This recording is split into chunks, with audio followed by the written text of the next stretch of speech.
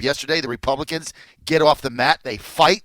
Jim Jordan, spectacular in eviscerating the Democratic clown show. What you saw yesterday, ladies and gentlemen, was really the deep state crybabies. Now, there was a lot of people that told me at the beginning, Colonel Mike being one of them, Dr. Joe being one of them, that there was a deep state conspiracy. And we never really wanted to go there because we wanted to try to govern. Well, you can't do it with these people. The number of people in the Trump administration that were opposed to the America First, get out and disrupt things and get out of the way policies are beyond what anybody could have imagined. And what you saw yesterday by their two-star witnesses, these deep state whiners, these washed-up bureaucrats, these foreign service officers of the past, is they're clinging to a foreign policy that the American people no longer buy into.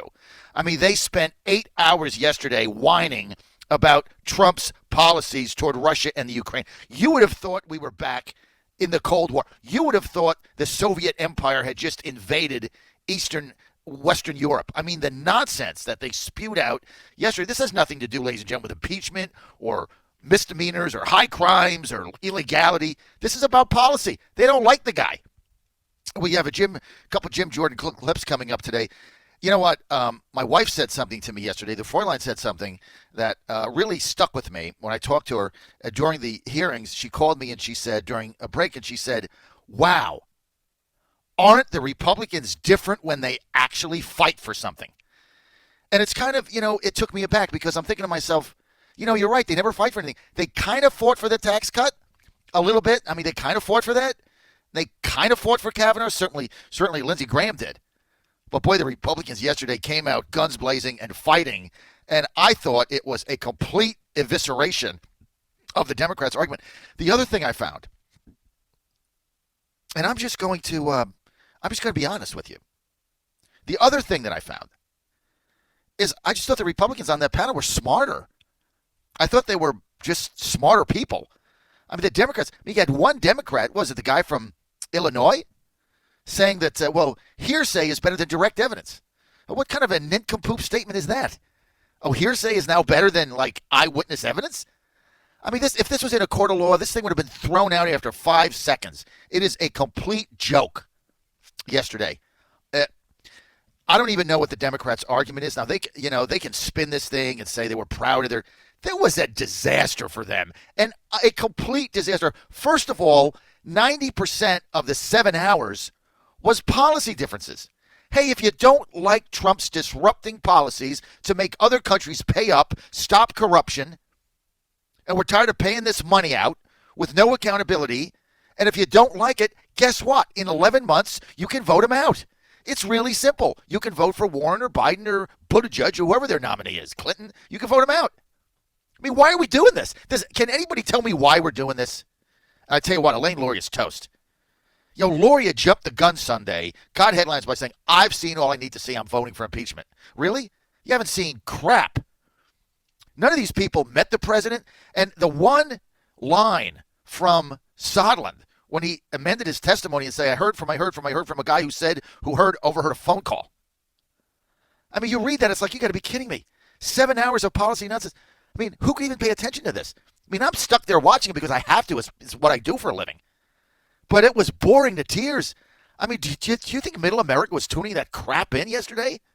I mean, this isn't a blue dress and a stain. I mean, this is just policy differences. And, these people saying, well, if the policy change, I told Pompeo, this was Taylor, I told Pompeo that I'd resign. Resign! Quit! Who are you being held here with a ball and chain? Get out. Don't let the door hit you in the ass on the way out. Here's your hat. What's your hurry? I don't care if they all resign. And then the other guy, I've been doing this for 30 years. I've been fighting for this for 30 years. Okay, well, you got a new president. I talked to somebody yesterday who was in the State Department. Can't tell you who it is until December or something. Can't even say that. But in the State Department. And the guy was telling me off the record. I can give you the context. He was telling me that, these deep staters and Trump appointees, I mean, the people that Trump hired, they fought every single thing he did. Like, they made fun of the wall. I mean, he was telling me that before General Kelly became chief of staff when he was head of the DHS, that they told everybody, we're not going to build any wall. That's like the stupidest thing we ever heard, screw him.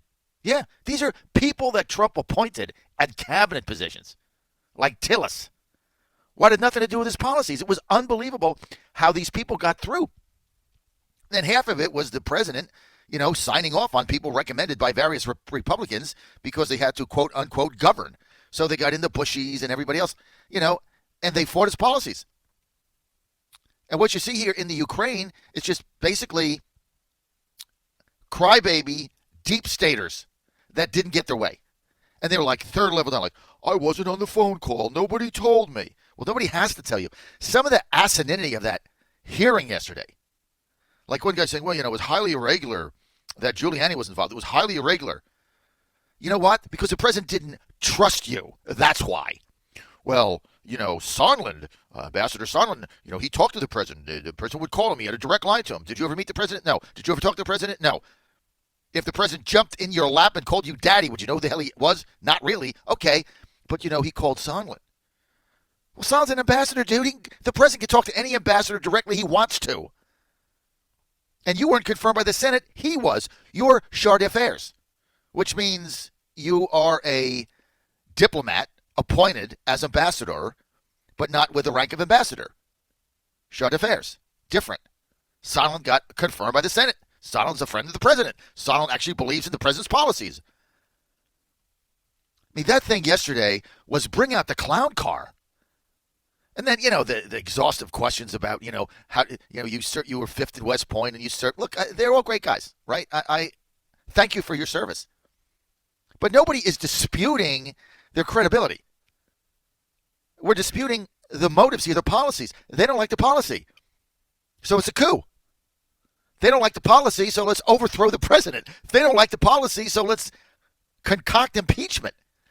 I don't know how any of these 31 Democrats, I'm telling you people, I don't know how any one of these 31 Democrats that got elected in Trump districts, that are going to, that whichever these vote for impeachment after yesterday's complete shellacking, I don't care what CNN says. That was a joke. Oh, well, there was new information. This was Ambassador Taylor. Well, I talked to one of my staff members who overheard a phone call where the president was on a cell phone and Sondland was talking to Sondland and he overheard him through the cell phone. Okay, so he's talking to Ambassador Sondland and his staff member overhears the president through the cell phone. I rather doubt Sondland had the president on speakerphone in his office. I highly doubt that. Most likely, he heard it through the cell phone. And then Sondland says, well, he's more interested in investigations than he is Ukraine. That's an off-the-cuff comment. Oh, let's impeach him on that. Let's impeach the president because he farted. I mean, you have got to be kidding me. Let's impeach the president because, we don't like his Ukraine policy. And we want to go back and fight the Russian bear because that's what we've done for 50 years. And we need a bogeyman so we can spend money and send troops all over the globe. And, China doesn't really cut it because, then we have to buy into the whole trade thing. And we don't like that. So Russia's the easiest target for the NeoCons and the Deepstaters to keep their jobs. And when they get out, make a lot of money in consulting because they have the big red bear. I don't know who was it that said last night. I'm trying to think. I saw a lot of things, but we were talking. I think it was Steve's crew and I after this. We're talking about Russia. They have 10% of the budget, the military budget that we do. They have a fifth of the economy that we do. I mean, John, one thing that Senator McCain said that I agreed with is they're a gas station masquerading as a power. I mean, they can't even keep their ships in the sea. Their submarines, half of them sink, or they're inoperable. I mean, that country's got all kinds of problems. Like, they're challenging us. Well, we better fight them in the Ukraine, or we're going to fight them in Atlanta. I mean, come on, man. Knock it off. This is all these deep-stater crybaby weasels. And Trump exposed them all. They're all exposed yesterday. See, I have a very different perspective. That's why I'm in a different place today, folks. I have a different perspective. I'm a true believer in the America First foreign policy agenda. One of the reasons that I was for Trump as soon as Corey Lewandowski got a desk in January of 2015 in a floor with no windows, cement, and wires hanging all over the place. And they gave him a desk and a phone. The reason why I was for Trump that day, January 3rd of 2015, is because I knew his foreign policy, which was get out of all this crap. I mean, from day one, the president has even questioned the viability of NATO. Why other countries aren't paying it? It's obsolete. What do? They do nothing. It's become a political bureaucratic organization. And so it's easy for me to sit there and watch this stuff unfold because I am a true believer in the policies. And to watch these whiny little deep state people babies crying about the president's policy of Ukraine. I mean, you would think that, like, if Ukraine fell, that it would be like the end of the globe or something. A World War III breaks out. Ukraine has been in the Soviet orbit for 1,000 years.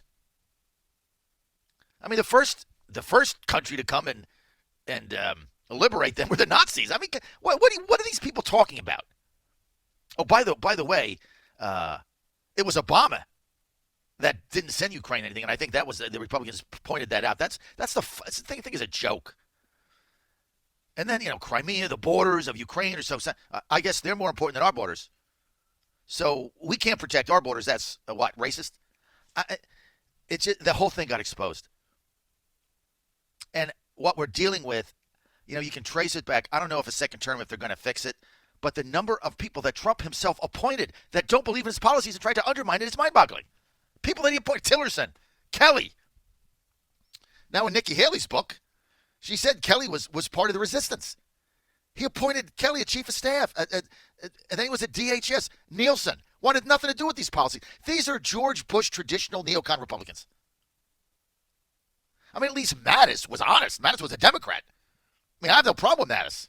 At least Mattis was honest about his stuff, and he quit over Ukraine or whatever he did. Who cares? Look, I don't care. I don't care if they all quit tomorrow. We'd be better off. Thank you for your service. Thank you for your service. Okay, great. You got paid a lot of money. You served your country as a public official. Good for you. Took care of your family. Made $170,000. Got great benefits. Didn't pay Social Security. Good for you. The hell do I care?